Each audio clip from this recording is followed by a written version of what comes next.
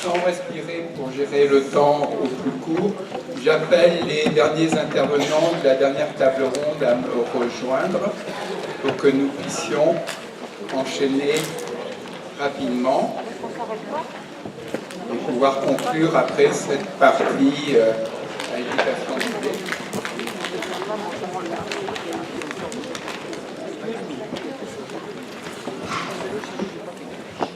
Donc, le temps maintenant, c'est l'idée de pouvoir croiser ce que fait concrètement l'association Jeanne Mave à travers, entre autres, sa commission personnes âgées, mais avec un regard croisé avec ce que la Fondation de France a comme réflexion. Donc, je vous présenterai les personnes au fur et à mesure. Laurence, vous avez donc un diaporama. Vous allez là, donc qui présente un petit peu il y a un côté historique, mais aussi une mise en perspective de ce que fait Jeanne Mave.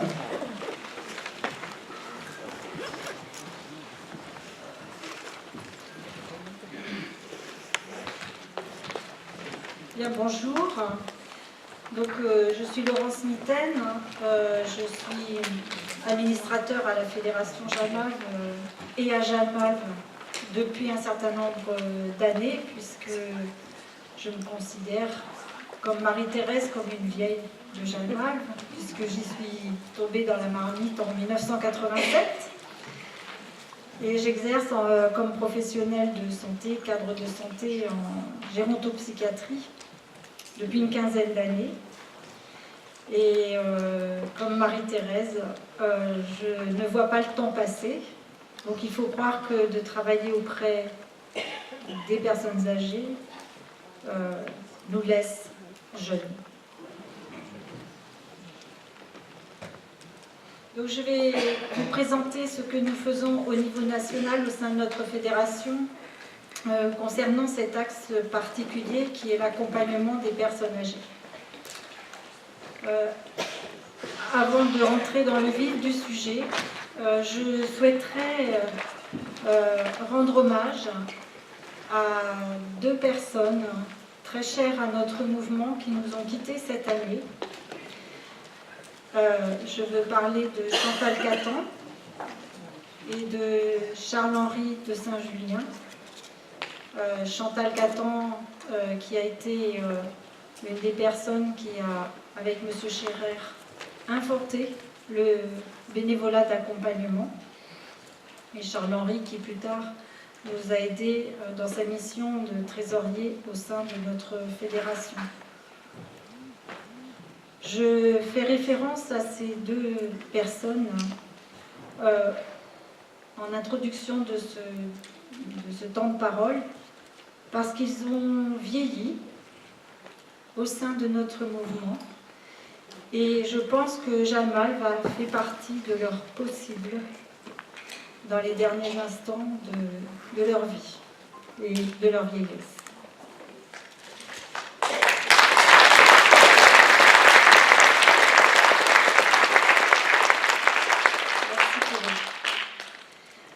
Donc la commission personnes âgées, ah bah oui c'est moi qui... Je vais vous passer le diapo en fait.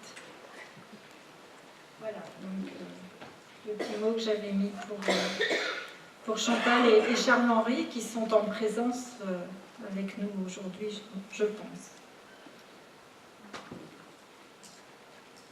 Voilà, donc la commission nationale, en fait, vous allez voir que Jeanne Mave s'intéresse auprès des personnes âgées depuis de nombreuses années, puisque c'est déjà dans les années 90 qu'il y a eu la création de cette commission, mais il y avait déjà eu un travail de réflexion auparavant qui avait été mené entre autres par Jean-Yves Delaumier, qui a été un des fondateurs de la gériatrie en France. Yves Delaumier était de Jeanne Mave de Saint-Étienne et il a été à l'initiative de la création de cette commission.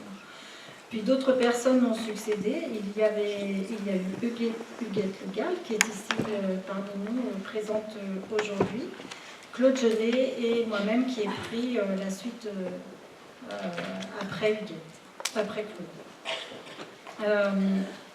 En 98, il y avait à l'époque, on ne parlait pas de congrès, on parlait de journées nationales, qui étaient des journées de réflexion thématiques. Donc cette journée nationale avait lieu à l'Arnas, et de ces journées ont découlé un texte de référence. Voilà la constitution de la commission. Donc vous voyez, on n'est pas très nombreux, mais on essaye de se réunir régulièrement et d'apporter un travail de réflexion efficace. Et donc nous venons quasiment de toute la France.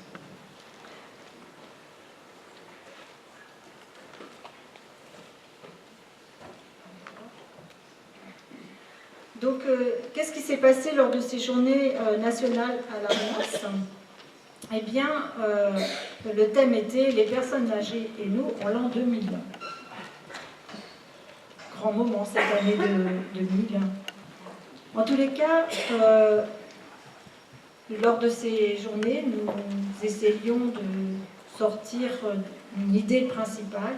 Et déjà à l'époque, nous avions convenu que toute personne, même très âgée, grabataire ou démente, reste un sujet vivant jusqu'au bout de sa vie. Puis, des orientations qui nous disaient que intervenir auprès des personnes âgées faisait partie des compétences et du domaine spécifique d'intervention des bénévoles des associations JAMAV, qu'il fallait être en partenariat avec les professionnels et les autres associations, que nous devions essayer de sensibiliser la société et qu'il y avait des enjeux éthiques par rapport au vieillissement. Je rappelle que c'était en 1998. De ces journées nationales est sorti un texte de référence. Vous savez tous qu'à JAMAV, quand on réfléchit sur un sujet, on fait un texte de référence qui permet de guider les associations et la mission des accompagnants bénévoles dans leur quotidien. Donc ce texte de référence a été validé en 2000 et donc il décrit ce qu'est le rôle des accompagnants bénévoles auprès des personnes âgées. Il décrit en particulier toutes les spécificités liées à cet accompagnement par rapport à la personne âgée elle-même, par rapport aux proches, par rapport au contexte culturel et sociétal, et du coup redéfinit la mission du bénévole d'accompagnement. Donc ce qui est un peu dommage, c'est que ce texte n'est pas connu de beaucoup de bénévoles qui vont accompagner les personnes âgées.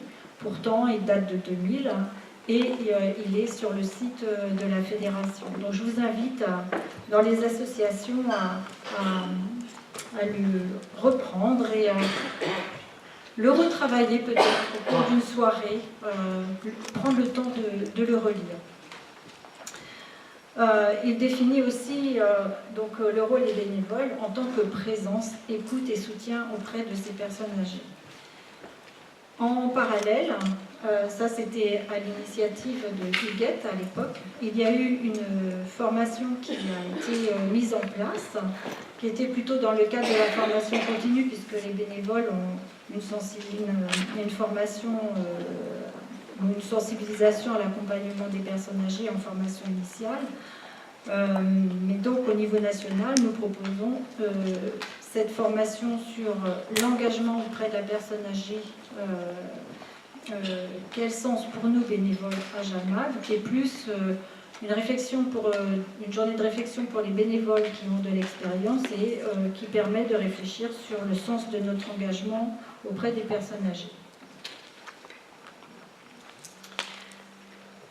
2014, le congrès a lieu à Vichy et l'équipe de Vichy fait la proposition de travailler sur le grand âge, force et fragilité. Là aussi, dans l'idée de démontrer ces deux concept, et que vieillir n'est pas seulement triste et difficile, mais que ça peut aussi être une force.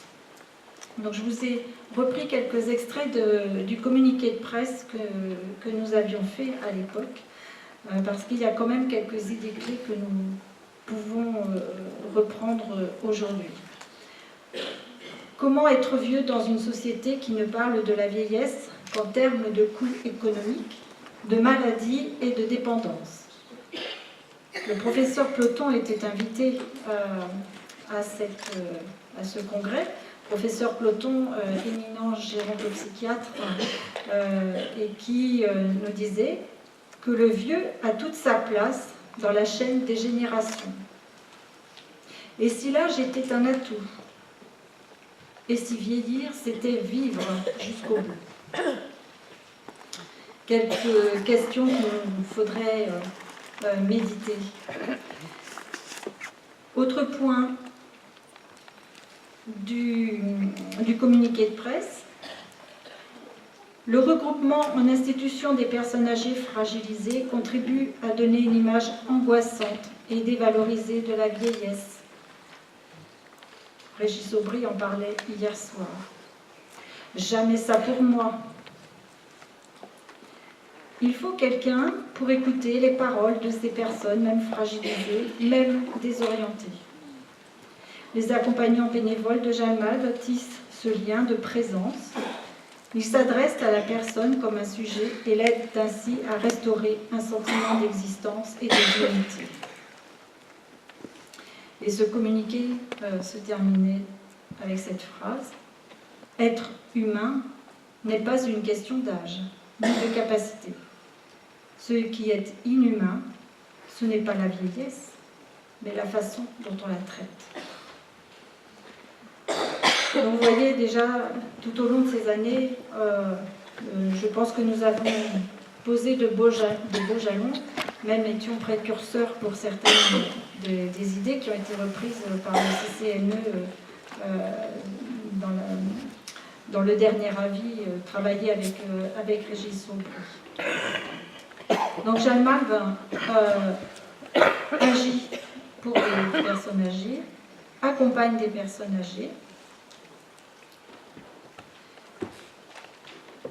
On peut considérer au jour d'aujourd'hui qu'il y a environ 1000 personnes accompagnées en EHPAD et en long séjour, ce qui n'est pas rien, et un certain nombre d'activités qui sont menées dans la cité.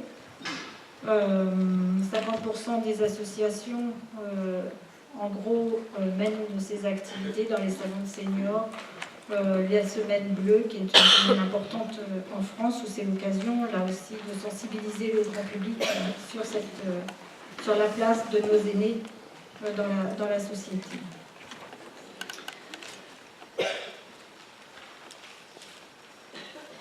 Mais que peut-on dire de cet accompagnement spécifique?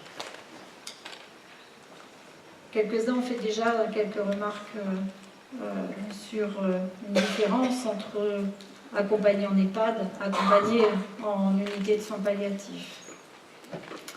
C'est une réalité. Cet accompagnement peut faire peur. Il peut y avoir un sentiment de rejet. Et malheureusement, parfois, il peut être considéré comme peu valorisant. Et pourtant, c'est difficile, car cela renvoie à toutes les pertes liées à la vieillesse, y compris la perte d'espoir dans cette fin de la vie qui dure parfois et qui peut amener à la perte du sens de la vie. Donc on peut se poser la question de quel regard ont les accompagnants bénévoles sur l'accompagnement des personnes âgées. À nous, au sein de Jalmave, de peut-être faire évoluer les représentations de ces accompagnants bénévoles ou de ces futurs accompagnants.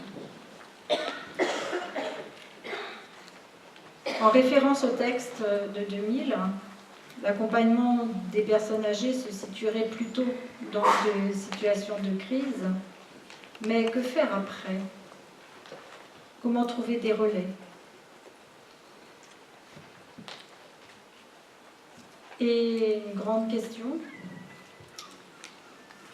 est-ce que c'est la mission de Jeanne Malve d'accompagner longtemps dans le temps?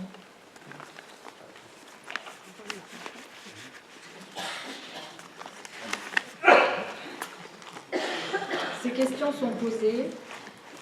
À ce jour, nous sommes toujours en référence au texte de 2000, mais peut-être qu'il va falloir réfléchir à accompagner autrement. En tous les cas, oui, c'est une mission pour Jeanne Malve. C'est un accompagnement complexe qui nécessite une formation parce que accompagner des personnes âgées soulève aussi beaucoup de questions éthiques et entre autres la place des accompagnants bénévoles. Pourquoi et au nom de quoi? Eh bien parce que dans nos valeurs, la solidarité auprès des plus fragiles fait partie de nos convictions. Je vous fais référence, on ne va pas lire là, je vous invite à reprendre ce texte-là aussi, qui s'appelle « Accompagner au nom de Jeanne Malve ».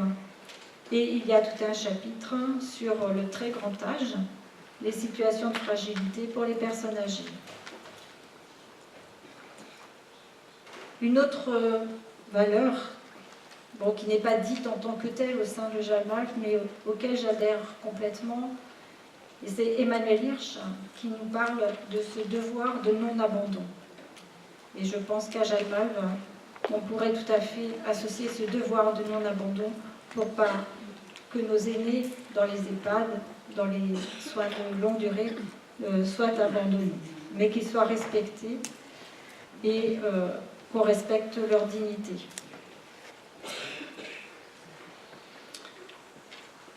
Alors, des questions qui sont posées pour notre mouvement dans l'accompagnement des personnes âgées.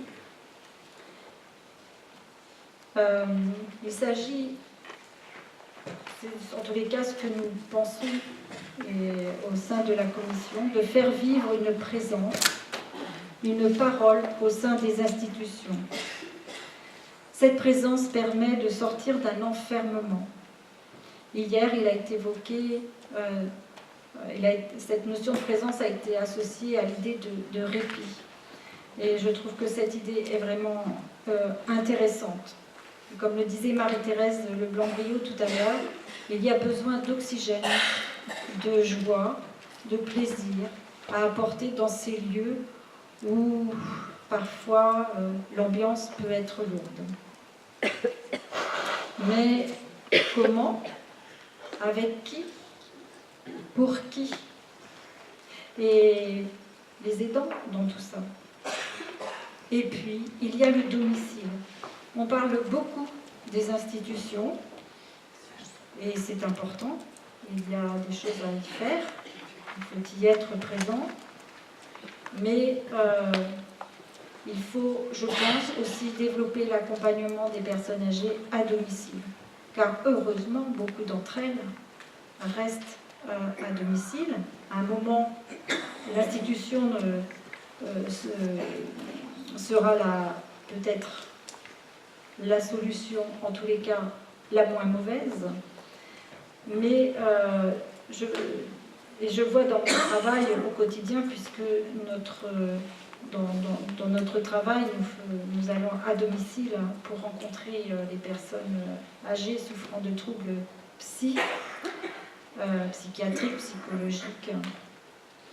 Et du coup, je peux vraiment constater la solitude aussi, même si les gens sont chez eux.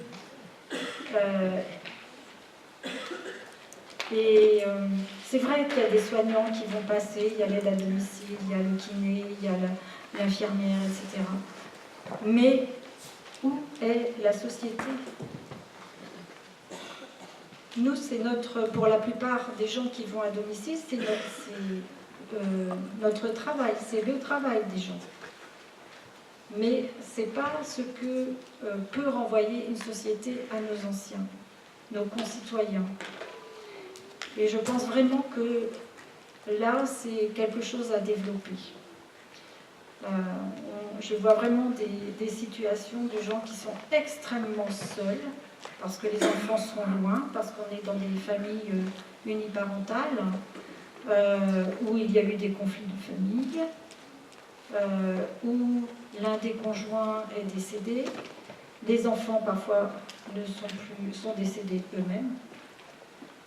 Et voilà, et la personne âgée, 95 ans, se retrouve toute seule dans sa maison, sans autre visite, et c'est déjà bien quand même, mais sans autre visite que les professionnels.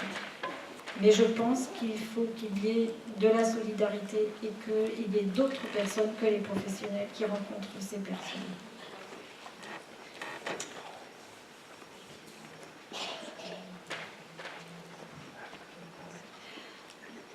Alors, pour cela, quelques pistes que nous proposons au niveau de la commission. Donc il y a ce qu'on fait déjà, et puis il y a des perspectives déjà pour l'année 2019 et 2020. Donc bien sûr, nous proposons toujours la formation sur la réflexion autour du sens de l'accompagnement. Mais on a proposé en 2017 une formation à la demande de ce que faisaient remonter les bénévoles d'accompagnement au niveau de la fédération. On a proposé une formation sur accompagner les personnes âgées en fin de vie et ayant des difficultés de communication verbale. Nous avons eu la chance à Orléans d'avoir une formatrice qui s'appelle Marianne Hartmann, qui a accepté de faire cette formation. Et il y a eu un excellent retour. D'autres associations ont pu en bénéficier. Et donc, nous la proposons pour cette année. Là, on est en train de voir au niveau des dates avec Marianne Hartmann. Donc, cette formation se fait au niveau de la fédération, mais peut se faire aussi en entente. Et puis, à la demande de l'association du Puy-en-Velay, j'avais été sollicitée pour faire une formation sur l'accompagnement de la souffrance psychique de la personne âgée. Et du coup, j'ai proposé cette journée qui a été très appréciée. Et au niveau de la commission, nous avons décidé de la proposer l'année prochaine dans le cadre du plan de formation. Donc voilà pour des formations, des actions pour approfondir un peu les compétences pour l'accompagnement. Et puis à Jalmalve, il y a 2 pieds, sinon on marcherait pas très bien. Donc des actions dans la cité. Donc il y a la question des représentants des usagers qu'il nous faudra peut-être approfondir, ou la question de la participation des bénévoles dans les commissions au sein des EHPAD, des institutions. Mais il nous faut vraiment nous tourner vers le grand public, parce que les représentations ne vont pas changer comme ça d'un claquement de doigts. Et donc, à la fin de notre plénière, il y a M. Édouard Carion qui viendra vous présenter un film qui a été fait à l'initiative du Centre d'action sociale d'Orléans, qui s'est mobilisé pour faire évoluer les mentalités, justement, et faire changer le regard sur la place de la personne âgée dans notre société. Donc on aura la possibilité de voir un extrait du film tout à l'heure, et Carion vous le présentera. En tous les cas, c'est un film que vous pourrez solliciter dans vos associations pour animer des soirées débats sur ce thème. On en parlera tout à l'heure. Ce film, c'est Un jour tu vieilliras. Et ce qui est très sympa dans ce film, c'est qu'il est fait aussi, il est joué par des personnes bénévoles.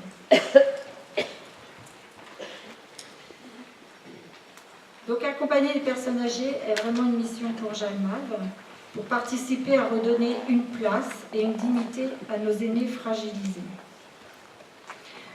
Nous avons un rôle de grain de sable dans la chaussure, puisque nous avons 2 pieds, on doit porter des chaussures, et il me semble que nous pouvons être le grain de sable au sein de notre société. À nous de participer à faire évoluer les mentalités, de développer une culture autour de l'accompagnement de nos aînés et de participer à sensibiliser nos politiques.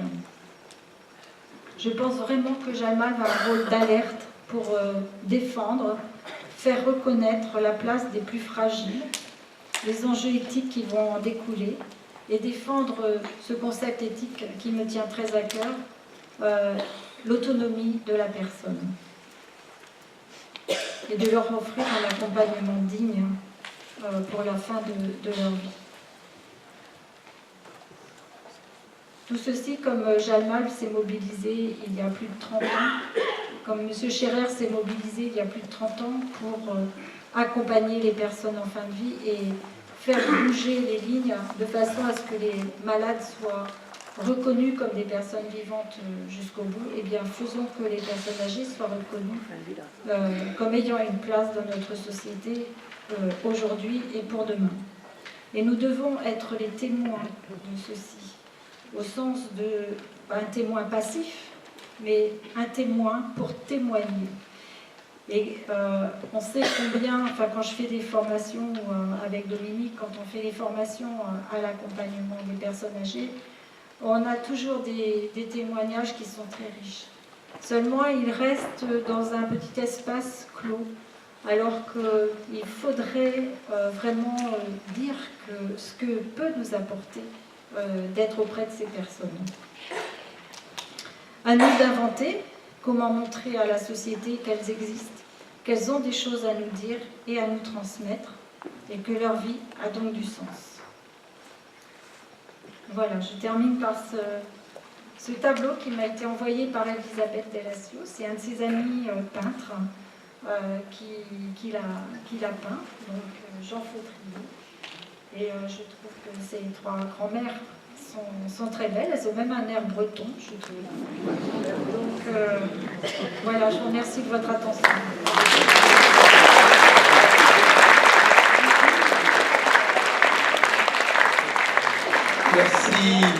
Merci Laurence. Alors après cette approche qui concerne l'ensemble de la commission personnes âgées de Jalmave, une régionale de l'étape, donc Isabelle Bréchet, vous allez nous expliquer, coordonnatrice de Pontivy en Centre-Bretagne, et apporter votre témoignage. Oui, bonjour. Donc Isabelle Bréchet, je suis avant tout bénévole accompagnante depuis 2007 et coordinatrice de l'antenne de Pontivy. Alors Pontivy, c'est une petite ville dans le Morbihan, hein, loin de la côte, donc peu connue. J'accompagne essentiellement les personnes âgées depuis le début de mon engagement. J'accompagnais tout d'abord en EHPAD, à une époque où les lits d'USLD, unité soins longue durée, étaient mélangés au milieu de l'EHPAD. Et actuellement, j'accompagne en SSR, en USLD et en EHPAD. Donc en SSR, soins de suite et de réadaptation, on accompagne souvent des personnes qui sont en perte d'autonomie, qui ont été hospitalisées pour une maladie ou pour un accident, et qui tout d'un coup se retrouvent dépendantes, qui bien souvent ne peuvent plus rentrer chez elles, enfin celles qu'on accompagne, nous, parce qu'il y a une demande pour ces personnes-là. Elles ne peuvent plus rentrer chez elles, ou alors avec des aménagements, ou alors elles sont obligées d'aller en EHPAD. Et ça, c'est très difficile pour elles. C'est une situation qu'elles n'ont pas choisie, les 3/4 du temps, qui est soit prescrite par les médecins, les acteurs sociaux ou la famille. Hein. Il y a des enfants qui font le forcing un peu pour placer leurs aînés. Et c'est très très difficile à vivre. Ils sont désemparés, ils sont un petit peu obligés de faire le deuil de leur vie d'avant, la vie où ils étaient libres, autonomes, où ils pouvaient aller et venir à leur gré. Et là, cette vie-là se termine et nous, on les accompagne dans cette fin de vie d'avant, hein, pendant leur temps de séjour en SSR. Et puis, comme l'USLD et l'EHPAD où j'accompagne sont dans le même établissement, ils dépendent tous de l'hôpital public, et bien souvent, on continue de les accompagner dans leur lieu de résidence. Donc ça, c'est intéressant parce que ça les rassure de savoir que quelqu'un va être là un peu pour les accompagner dans cette nouvelle vie et va les aider à prendre pied dans un nouvel établissement, dans une vie qui va être tout à fait différente. Donc en USLD, on accompagne ces personnes-là et aussi en EHPAD. Alors, ce sont des accompagnements qui donc durent longtemps, mais qui sont très très enrichissants, parce que moi j'ai remarqué que les personnes âgées, au tout début, elles sont un petit peu timides, elles me disent « mais moi j'ai rien à vous dire », et puis finalement, une demi-heure après, on est encore là, et elles nous ont raconté plein de choses, et elles ont plein de choses à raconter, et elles aiment faire ça, et du coup, on est, je trouve, enrichi par toutes ces histoires qu'elles veulent bien nous confier. Moi, je me sens toujours honorée de recevoir ces confidences. Je ne sais pas si je mérite de recevoir toutes ces confidences, mais pour moi, c'est comme un cadeau. Et je leur en suis, vraiment, je leur en suis reconnaissante et ça donne une autre image. Ça a changé l'image que j'avais de la vieillesse, des personnes âgées qui m'entourent, et peut-être de la personne âgée que je serai plus tard, sans doute, de toute façon, je l'espère. Et donc j'ai beaucoup de plaisir à accompagner les personnes âgées. Ensuite, je suis coordinatrice de l'antenne. Donc c'est moi qui organise les bilans qui sont faits dans les établissements. Donc j'essaye de rencontrer assez régulièrement les cadres des services et les personnels, parce que je trouve que pour faire le bilan des accompagnements, c'est bien que tout le monde soit là.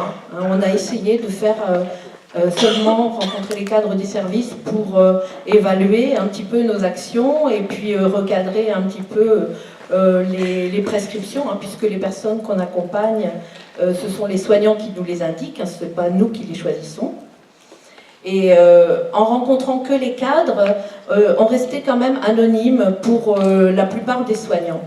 Donc en fait, j'essaye d'organiser une fois par an des réunions avec le cadre, les personnels, infirmières, aides-soignantes. On trouve un temps pour évaluer les accompagnements, recadrer les prescriptions, parce que c'est pas parce que les gens sont seuls qu'il faut absolument qu'on les accompagne, c'est plutôt parce qu'ils ont quelque chose à exprimer qu'ils n'arrivent pas à exprimer qu'il faut qu'on les accompagne.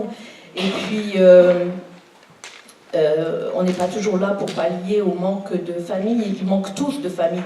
Et comme on est peu nombreux, il faut choisir de façon à ce que ce soit le plus efficient possible.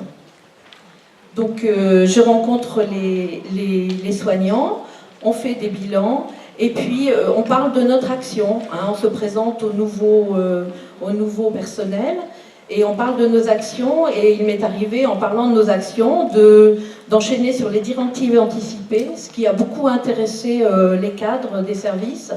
Et du coup, on a mis en place dans plusieurs établissements une information sur les directives anticipées et la personne de confiance pour le personnel.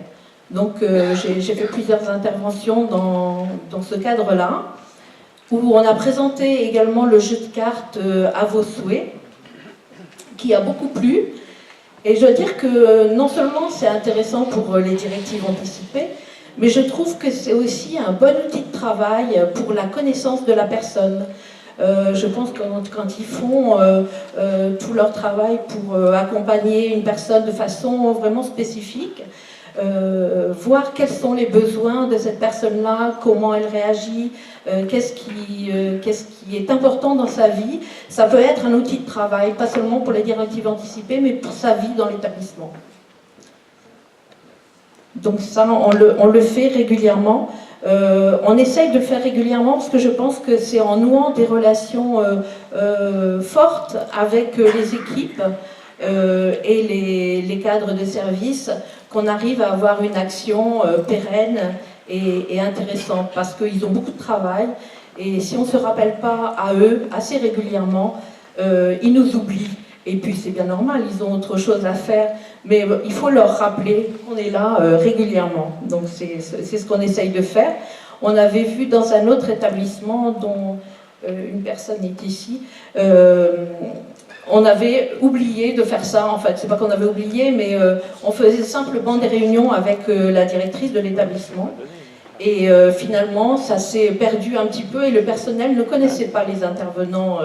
Ils voyaient bien un visiteur qui passait avec un badge, mais bon, il ne se posait pas plus de questions que ça. Et puis, dans ces établissements, une psychologue est venue vers nous, qui intervenait dans cet établissement, et elle a demandé à nous rencontrer. Et avec elle, on a remis en place ces réunions. Elle nous a aussi invités à faire une information sur les directives anticipées pour ce personnel. Et aussi, on a été présentés aux familles des résidents. Donc j'ai trouvé ça très intéressant. Voilà. Bon, on fait aussi des formations sur les directives anticipées pendant les assemblées générales des ADMR. On est demandé assez régulièrement, pas seulement à Pontivy, hein, dans d'autres secteurs, dans tout le Morbihan. Donc voilà. Merci Isabelle. Une expérience très concrète et explicite ce que Laurence a pu présenter. Donc maintenant, nous allons avoir un temps de recul, mais pour nous mettre en perspective. Donc Marion Villez, tu es sociologue et membre du comité d'experts de la commission personnes âgées de la Fondation de France. Et tu vas pouvoir nous parler de par ces programmes personnes âgées de la Fondation de France, mais la Fondation de France a aussi beaucoup réfléchi sur l'accompagnement en fin de vie pour tout type de personnes au niveau de l'âge. Donc voilà, qu'est-ce que tu peux nous dire pour nous aider à aller en mouvement pour la suite? Merci. C'est effectivement en essayant de retracer un peu la manière dont la Fondation de France s'est engagée et s'engage aujourd'hui sur ces questions de fin de vie, autour de la mort, plus largement que la fin de vie d'ailleurs, que je vais essayer d'apporter ma pierre à ce débat et à ces journées, donc en me centrant vraiment sur cette question de la fin de vie, de la mort, dans le contexte des lieux de vie collectifs pour personnes âgées de type EHPAD, mais plus largement, ça vaut aussi pour le domicile, ce que je vais dire. Donc, et puis ça fera peut-être beaucoup écho à ce que vous venez de dire, évidemment, et puis à ce qu'on a discuté particulièrement ce matin dans la table ronde. Quelques mots avant pour... quelques mots de présentation de ce qu'est la Fondation de France. Je ne veux pas m'aventurer dans une présentation exhaustive, mais quelques repères pour préciser que c'est une fondation qui aime à se présenter comme une fondation de toutes les causes, ce qui a aussi pour intérêt de pouvoir aussi penser chacune de ces causes de manière décloisonnée. Ce qui est, à mon avis, une force aussi d'un lieu comme la Fondation de France. Et puis donc, fondation reconnue d'utilité publique qui soutient depuis maintenant 50 ans, 2019 marque le 50e anniversaire de la Fondation, grâce à la générosité de ses donateurs, des recherches, des actions de terrain, des actions de terrain d'intérêt général, et puis aussi qui soutient un peu au long cours des mouvements comme le vôtre et qui soutient donc, des journées, des rencontres comme celle d'aujourd'hui. C'est vrai que vous financez... Voilà, entre autres, mais voilà, c'était pas pour ça que je dis ça, mais c'est parce que c'est aussi là, en tout cas, soutenir cette journée aussi une fidélité par rapport au mouvement qui est jamais.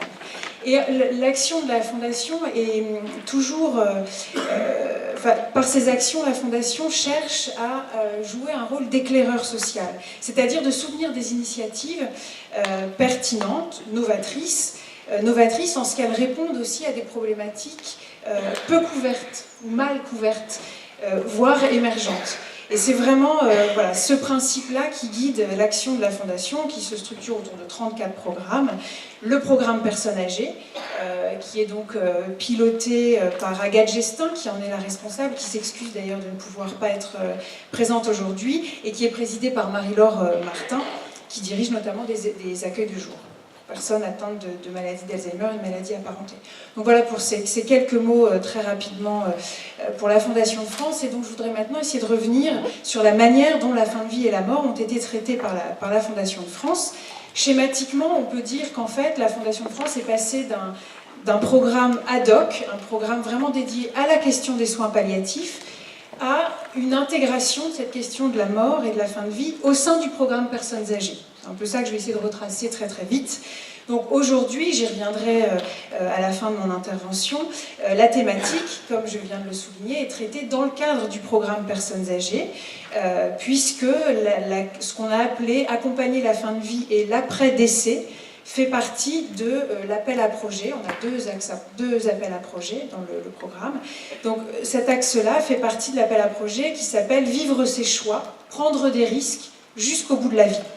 Et cet appel à projet, très rapidement, cherche à développer une culture de la concertation avec les personnes âgées, une culture du droit au choix, du droit au risque, pour que la participation des personnes âgées aux décisions qui les concernent, à la définition de leurs conditions de vie, et puis plus largement d'ailleurs à la vie de la cité, soit réellement effective. Et on sait que c'est bien là le problème, comment passer de l'intention à une effective participation des personnes âgées aux décisions qui les concernent et plus largement à la vie de la cité. Donc ça, c'est pour l'ambition de l'appel à projet. Mais comme je vous le disais, initialement, sur cette question de la mort, de la fin de vie, l'action de la Fondation de France était centrée sur un programme, développement des soins, de la démarche palliative d'ailleurs, au sein du programme Soigner, soulager, accompagner, qui s'appelle aujourd'hui Humanisation des soins. Et ce qui fait que pendant 25 ans, de la fin des années 80 à 2013 à peu près, la Fondation de France a soutenu le développement de cette démarche à travers différents axes. Le premier, c'était évidemment le soutien à la structuration du mouvement des soins palliatifs, notamment en soutenant des mouvements de bénévoles d'accompagnement comme Jeanne Malve, en soutenant la création d'unités et de réseaux de soins palliatifs, en travaillant aussi, et j'étais intéressée à ce que ça revienne aujourd'hui aussi, en travaillant à la sensibilisation du grand public. Donc la Fondation à l'époque avait soutenu aussi des films par exemple. Donc ça c'était pour le premier axe. Un autre axe c'était la question du soutien aux familles. Et dans ce cadre-là, vous parliez aussi de l'action de la Fondation de France tout au long de la vie. La Fondation avait travaillé sur la problématique particulière des enfants en fin de vie. Dès les années 80-96. Et puis, voilà, la Fondation a aussi toujours eu à cœur de soutenir des recherches, je l'évoquais tout à l'heure, sur la question de la fin de vie aussi. Et puis, au gré de la reconnaissance des soins palliatifs, des avancées législatives et sociales, des orientations prises par les pouvoirs publics, la Fondation, toujours en cherchant à être cet éclaireur social que j'évoquais tout à l'heure, a réorienté son action pour travailler sur la qualité de l'accompagnement en soins palliatifs, pour travailler à la diffusion de la démarche palliative vers le domicile, par exemple, ou dans tout autre service concerné par la mort et le décès. Et puis elle a aussi du coup commencé à travailler vraiment en gériatrie et en pédiatrie également. Donc il y a eu toute une série d'actions pour travailler aussi à soutenir des services d'aide à domicile, comme vous l'évoquiez aussi tout à l'heure, pour lutter contre l'isolement et le sentiment de solitude pour les personnes âgées en toute fin de vie. La Fondation de France a aussi travaillé à l'ancrage de ce qu'on peut appeler le soin relationnel dans les services, donc par exemple en expérimentant le recours à des clowns, à la musique, dans les services hospitaliers par exemple. Et puis donc en 2013, la problématique a rejoint le programme Personnes âgées, ce qui veut dire que le programme dédié aux soins, lui, a voulu élargir son action en travaillant à l'humanisation des soins tout au long de la période de la maladie, et pas en se centrant forcément sur la seule fin de vie. Et puis la réflexion était aussi de se dire qu'il faudrait peut-être rendre plus visible la problématique de la mort dès lors que l'on parle du grand âge, qui jusqu'à présent n'était pas forcément explicitement travaillé. Donc je viens maintenant à la configuration très actuelle de la manière dont le programme Personnes âgées travaille cette question, puisque donc on a deux volets dans notre appel à projet. Le premier essaie de travailler à l'accompagnement, à améliorer les conditions d'accompagnement de fin de vie, et le deuxième, accompagner ce qu'on a appelé l'après-décès. Donc le premier, accompagner la fin de vie, c'est, vous imaginez bien le type d'action qu'on cherche à soutenir à travers ça, sont des actions qui vont chercher à inventer des formes, vous parliez d'invention tout à l'heure, à inventer des formes pour favoriser une réflexion partagée entre tous les acteurs concernés autour du respect des volontés des personnes âgées concernant leur fin de vie et leur mort, en termes de choix thérapeutiques au moment de la fin de vie. Donc là, vous évoquiez aussi les questions d'anticipation, de directives anticipées, mais aussi la question des rites, la question de la place de ces rites, la question de la place de la spiritualité, par exemple.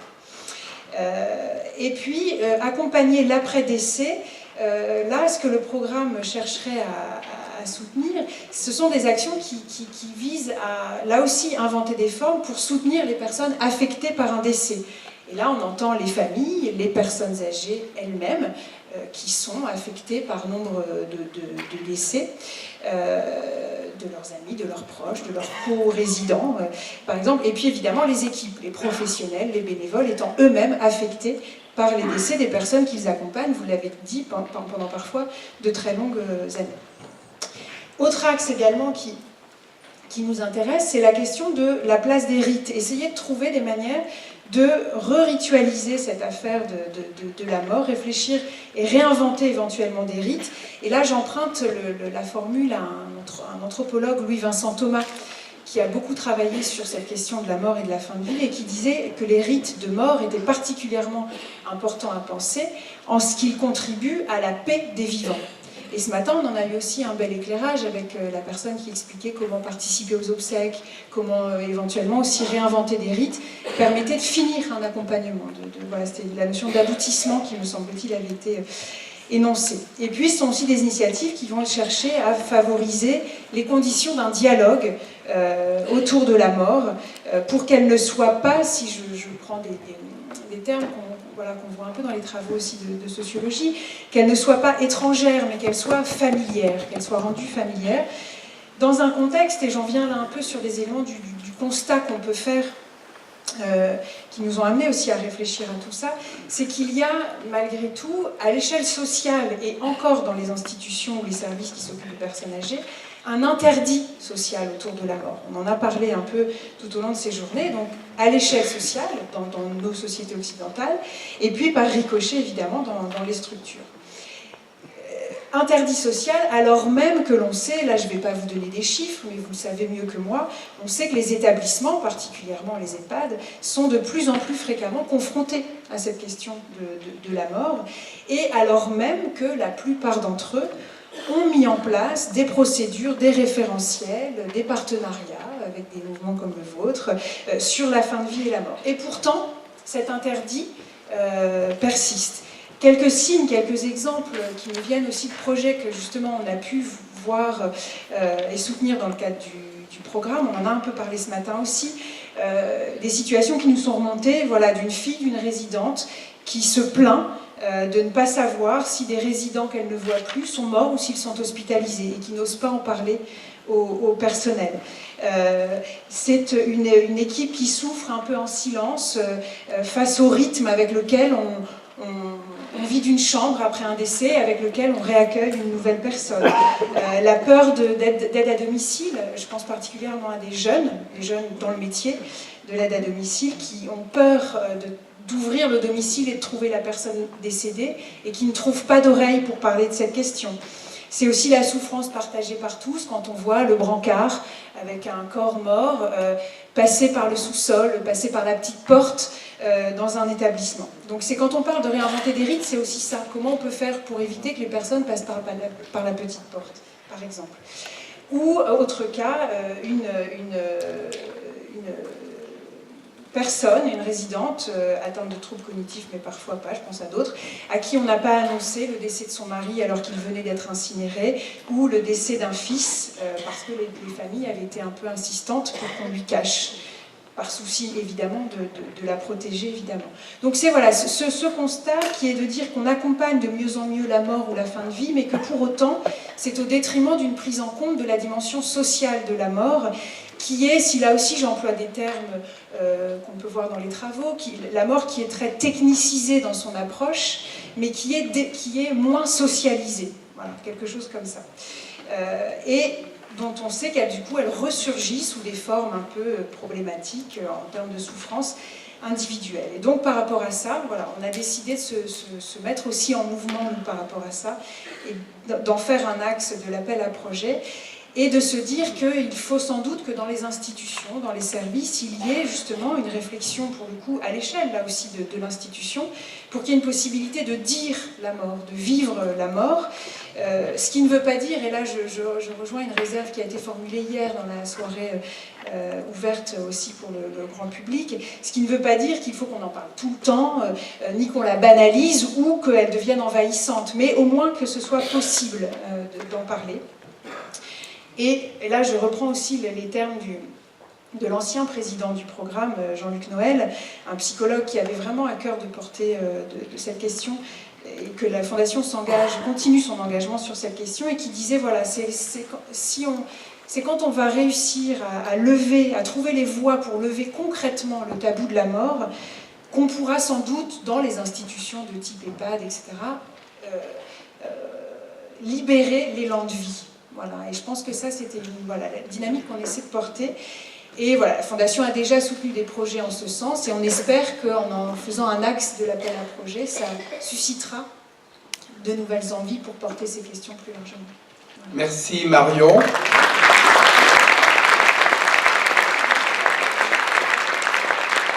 Ce que je vous propose, pour que vous puissiez gérer après vos temps statutaires, c'est que les débats demain matin, si j'ai bien compris, vous aurez un temps sur les orientations, etc. Donc vous pourriez reprendre à ce moment-là tout ça. Il reste la dernière partie, c'est le film d'Édouard Carrion. Édouard, vous êtes où? Est-ce que Laurence voulait déjà le temps que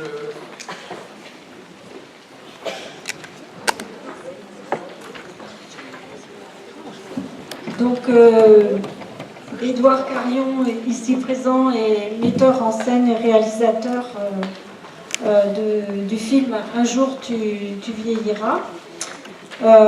Donc, comme je vous le disais tout à l'heure, qui a été commandé par le CCAS de la ville d'Orléans. C'est vrai que c'est un CCAS qui est très sensible à l'accompagnement des aînés au sein de la commune et de l'agglo. Donc j'ai eu la chance de participer très modestement au scénario de ce film et d'assister à la première qui a eu lieu à Orléans. Et quand j'ai vu le film, je me suis dit, oh bah ça c'est pour Jeanne Mave forcément, parce que ça touche plein de choses que nous connaissons et qu'il nous faudrait faire connaître au grand public. En tous les cas, je trouve que c'est un film qui est très réaliste. On l'a visionné hier avec les membres du conseil d'administration. Il soulève énormément de questions et il montre une réalité aussi de la vie du quotidien pour les personnes âgées, mais aussi pour les familles, les proches, les enfants. Et il touche un très grand public. Et bon, j'ai laissé Édouard en parler. Alors Édouard. Donc je vais d'abord remercier Jeanne Mave de m'inviter. Merci Laurence de me permettre de parler du film. Rapidement, moi comment je suis arrivé dans cet univers de la personne âgée. Pendant très longtemps, j'ai animé des ateliers vidéo auprès de jeunes de quartiers dits sensibles. Voilà, donc c'est très formateur. J'ai fait ça pendant 15 ans, essayer d'apporter une autre forme de culture dans les quartiers. Ensuite, j'ai déménagé à Orléans, et à Orléans, j'ai eu la chance de rencontrer une association d'éducation populaire qui travaille sur le quartier de la Source, auprès des habitants. Et avec cette association, j'ai développé un projet de long métrage de fiction qui a eu la particularité d'avoir été coécrit avec les habitants et réalisé avec eux. Donc on a abordé les thématiques de la solitude et du lien social dans un quartier. Donc la solitude, on l'a déclinée sous toutes les formes, la solitude des personnes âgées, la solitude des enfants, la solitude dans la prise de décision, la solitude dans le couple. Donc donc c'était une très belle aventure. Le film s'appelle On n'est pas là pour marcher tout seul. Vous pouvez regarder la bande-annonce si ça vous intéresse sur internet. Il a circulé dans pas mal de CCAS comme film de sensibilisation. Et c'est lors de la projection de ce film à Orléans, dans la salle il y avait des membres donc de l'équipe du CCAS. Et donc à l'issue de la projection, ils sont venus me voir. Alors, si vous voulez, dans le premier film, il y avait un extrait où on voyait une dame âgée décédée depuis quelques semaines. On voyait le corps sortir dans un hall d'immeuble sous les yeux des voisins. Donc c'était juste une séquence assez brève qui abordait cette thématique. Et le CCAS m'a proposé de développer ce thème sous la forme d'un film, c'est-à-dire d'un long métrage. Voilà, donc j'ai eu 6 mois pour écrire ce film, c'est assez confortable. Dès le départ, en fait, je visionnais pas mal de documentaires sur le thème. Bon, je ne vous cache pas que c'était assez déprimant. Voilà. Donc rapidement, je me suis dit, pour essayer de toucher un public assez large, ça serait bien de partir sur la fiction, voilà, pour jouer sur des ressorts un petit peu émotionnels, de l'humour. Donc le CCAS a validé. Donc, alors, je fais une brève parenthèse sur mon concept. En fait, moi j'ai développé ce qu'on appelle du cinéma participatif. C'est-à-dire que j'implique beaucoup des bénévoles. Voilà. Donc en gros, l'équipe technique, on est 4-5. C'est-à-dire qu'il y a moi, scénariste et réalisateur, il y a le chef opérateur pour qu'on ait une belle image, il y a un ingénieur du son, mais après tout le reste c'est des bénévoles au niveau du jeu. Alors évidemment les bénévoles qui vont s'impliquer en termes de comédiens, c'est des gens qui ont déjà une affinité puisqu'ils font du théâtre amateur depuis des années. Donc pour eux c'est une super aubaine, se retrouver dans un film, c'est entre guillemets la chance de leur vie, ils le vivent à fond et pleinement. Et pour moi c'est très agréable d'avoir des gens motivés. Voilà, donc c'est comme ça que ce film s'est mis en place. Donc un jour tu vieilliras. L'autre particularité, c'est qu'on a eu des stagiaires d'une école de cinéma de Tours qui sont venus nous aider. Alors c'était amusant sur le tournage parce qu'on a eu une petite expérience d'intergénérationnel parce qu'il y avait effectivement les personnes âgées qui jouaient les rôles de Suzanne et Louise, mais on avait ces jeunes qui étaient avec elles, très précautionneux, voilà, avec beaucoup d'attention, voilà, donc c'était très agréable. Donc le film a été terminé, là, c'était en début de cette année, donc là on a commencé quelques projections sur l'Orléanais. Alors, ce qui est très agréable, c'est que le film est très bien reçu, voilà, pour une thématique aussi difficile. Voilà, pour vous dire la vérité, on fait ça le comble quasiment à chaque fois. On a un très bon bouche à oreille. Moi je trouve que c'est plutôt agréable et voilà, donc aujourd'hui ma présence est pour vous donner aussi envie, pourquoi pas de le projeter dans d'autres villes de France à ce jour, parce que si vous voulez, comme c'est un film qui a été fait de façon assez indépendante, malheureusement il ne pourra pas passer à la télévision et il ne sortira pas en salle. Bon, c'est comme ça, parce que c'est en fait, si vous voulez, les films en amont, ils doivent être validés par le Centre national de la cinématographie, et c'est comme ça qu'ensuite ils ont une vie, en fait, en ce qu'on appelle la voie royale. Bon, on n'a pas sollicité ces instances, donc je veux dire, il n'y a pas de souci, mais par contre, il va y avoir une diffusion, disons, un peu plus marginale, mais bon, c'est pas plus mal, hein. Voilà, donc moi j'ai sollicité spontanément la plupart des CCAS des villes de France, ça a très bien répondu. Là, je dois être à peu près à 25-30% de réponses positives. Donc aujourd'hui, on a 25 villes en France qui vont le projeter jusqu'à la fin de l'année. Limoges, Pau, Le Havre, Fécamp, voilà, bon, il y en a plein. J'ai la liste pour ceux et celles qui voudront éventuellement le voir près de chez eux un peu plus tard. Voilà, donc l'objet de ma présence, c'est de vous donner envie, après, pourquoi pas qu'on parle plus posément d'une éventualité de mettre en place ce film, une projection de ce film, voilà, dans vos villes. En tout cas, je peux vous dire qu'il plaît beaucoup. Voilà. Alors, pour vous joindre, comment il faut faire? Alors, je ne vais peut-être pas donner mon numéro de téléphone. Alors, soit vous passez par Jalmal. De toute façon, moi, je reste là toute la soirée. Je vais rester pendant le dîner. D'accord. Donc, après, voilà, de façon conviviale, on peut échanger. Et puis, je vous en dirai plus à répondre à éventuelles questions. Et éventuellement, vous pouvez vous adresser à Laurence. Voilà. Merci. Ce que je vous Là, on va visionner la bande-annonce, je crois. La bande-annonce, voilà. d'accord. Mais je rêve. En plus, tu veux m'envoyer m'occuper des personnes âgées? Mais rassure-toi, ce ne sera qu'une journée par semaine. Et en plus, dans leurs locaux, les vieux, tu ne les verras pas. C'est super que votre fils vienne vous installer Internet. Oui. Après le décès de votre mari, ça doit vous toucher cette attention. Oui, vous savez, c'est difficile de s'habituer à vivre seul.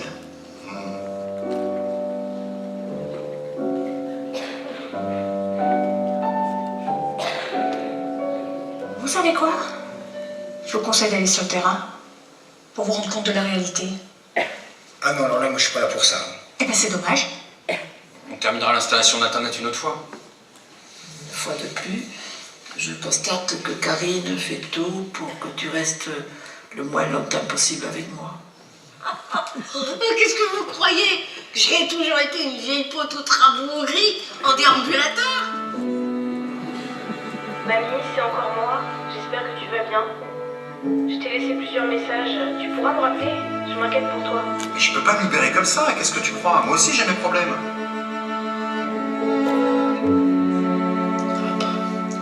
C'est pas la grande forme en ce moment. Elle va la voir, elle a sûrement besoin qu'on l'aide. Tu crois que c'est facile? Je la connais pas. Non, non, Émilie, c'est pas à toi de t'occuper d'elle. Mais si je peux m'occuper d'elle, je te conseille de te concentrer sur les choses qui te portent. Comme ce que tu fais avec les personnes âgées.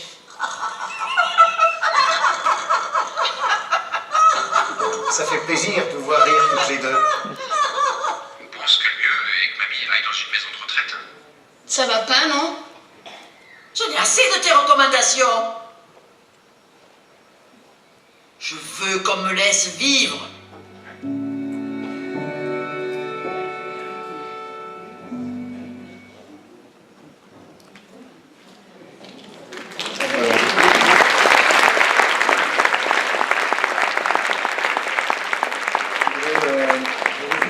Quelque chose. En fait, si vous voulez, la grande difficulté avec ce film, c'était de pouvoir toucher un public jeune. Voilà, donc sensibiliser les jeunes sur ce film. Alors, c'est vrai qu'aujourd'hui, il y a cette sensibilisation autour de la fragilité de notre planète. Donc, moi, je me dis, pourquoi pas, plus largement, maintenant, aller vers une forme, sensibiliser les gens sur la fragilité de nos aînés. Donc, essayer d'entraîner les jeunes dans ce mouvement, de prendre en considération toutes les formes de fragilité. Merci Édouard. Merci aux derniers intervenants, à l'ensemble des intervenants. Merci à vous toutes et à vous tous.